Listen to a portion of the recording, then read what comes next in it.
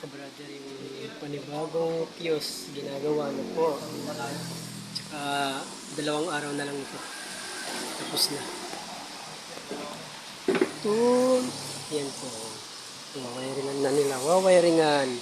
Wiring na lang po sila. Ay, mount na rin lang to. Nakasahig na to eh. Lagyan na lang ng Okay lang yan. ilaw. Huwag mo na muna. Oh. Oras na mag-alas 10. Nakasahig naman yan. Mag-alas 10 na. Pwede niya takpan to. Oo, takpan niya lang to. Dito na lang tayo. Oo. Takpan niya. Ito po, matatapos na. Bukas tapos na ito dito. Pipintura na lang po mga ka-brothers. Yan ang second fuse ng LRT.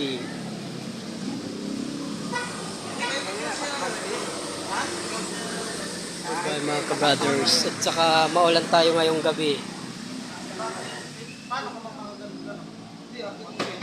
Bye bye, magandang gabi sa inyo mga ka-brothers.